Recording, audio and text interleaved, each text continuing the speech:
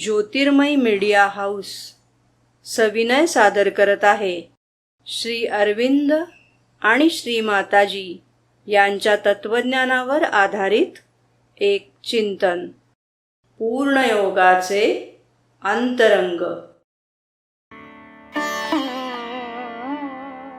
नमस्कार, स्वागत आहे.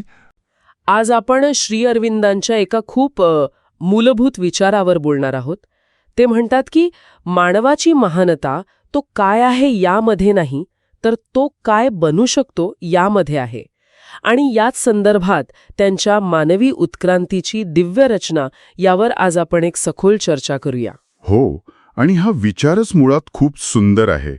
त्यांच्या मते मानव म्हणजे काय म्हणतात त्याला, एक गुप्त कार्यशाळा आहे जिथे एक दिव्य शिल्पकार अतिमानवाला घडवत आहे. पण हे ऐकल्यावर एक प्रश्न येतो की मग आपण फक्त एक दगड आहोत का ज्यावर हा शिल्पकार काम करतोय? म्हणजे आपल्या स्वतःच्या इच्छेला काही स्थान नाहीये का यात? आणि हाच तर सगळ्यात महत्वाचा मुद्दा आहे. श्री अरविंदांचा विचार इथेच वेगळा ठरतो. ते म्हणतात की आपण दगड नाही, तर त्या शिल्पकाराचे जाणीव संपन्न व सचेत कारागीर आहोत. अच्छा, म्हणजे आपण सहभागी आहोत. अगदी. आत्तापर्यंतची उत्क्रांती कशी होती? नकळतपणे, निसर्गाच्या नियमानुसार. पण मानव हा पहिला प्राणी आहे जो स्वतःच्या उत्क्रांतीत सक्रियपणे भाग घेऊ शकतो. आणि ही खूप मोठी गोष्ट आहे. ओके, म्हणजे आपण या बदलाचे कारागीर आहोत. पण मग आपण घडवतोय काय नक्की? ही जी अतिमानवता ही संकल्पना आहे ती म्हणजे काय? काही सुपरहिरो वगैरे बनणार आहोत का आपण? सुपरहिरो नाही, पण त्याहून खूप अधिक. अतिमानव म्हणजे असा माणूस जो आपल्या नेहमीच्या अज्ञान, दुःख, विभाजन या सगळ्याच्या पलीकडे गेला आहे. म्हणजे चेतनेच्या पातळीवरचा बदल म्हणायचा आहे का? अगदी बरोबर. त्याची चेतना त्या मर्यादित अहममध्ये अडकलेली नसते, ती थेट वैश्विक चेतनेशी जोडलेली असते. त्यामुळे तो रागाने किंवा भीतीने निर्णय घेत नाही, तर एका सहज ज्ञानाने आणि प्रेमाने जगतो. ही शारीरिक नाही, तर पूर्णपणे चेतनेची उत्क्रांती आहे. चेतनेची उत्क्रांती. पण मग प्रश्न येतो की एवढा मोठा बदल तो शक्य कसा आहे? म्हणजे याला ऊर्जा कुठून मिळणार? बरोबर. आणि इथे श्री अरविंद एका विशिष्ट शक्तीबद्दल बोलतात.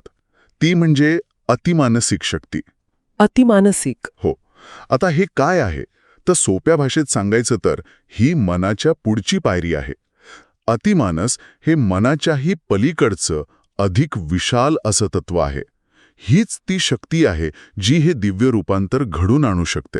ओके, म्हणजे ही उच्च शक्ती अस्तित्वात आहे आणि अतिमानव हे आपलं ध्येय आहे. तर मग यात आपला रोल काय? आपला सहभाग नक्की कसा असावा? आणि त्यासाठीच श्री अरविंद अभिप्सा हा शब्द वापरतात. अभिप्सा? हो.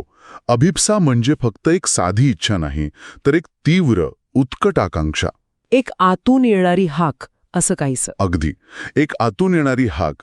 हीच ती आपली स्वेच्छापूर्वक संमती, आपला सहभाग. जणू काही आपल्या आतून ही पृथ्वीच त्या अतिमानसिक शक्तीला आवाहन करत आहे. तर याचा अर्थ असा की आपण उत्क्रांतीचा शेवट नाही, तर एक पूल आहोत.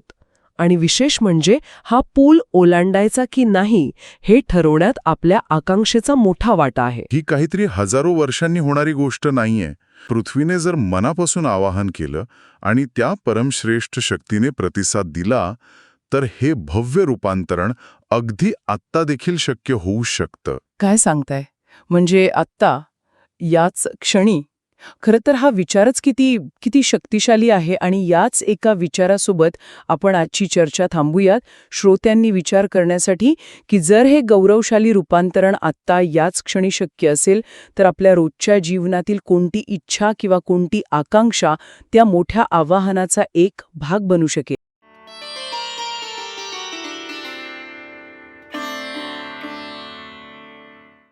धन्यवाद. उद्या पुन्हा भेटूया आपल्या ऑरो मराठी चॅनलवर.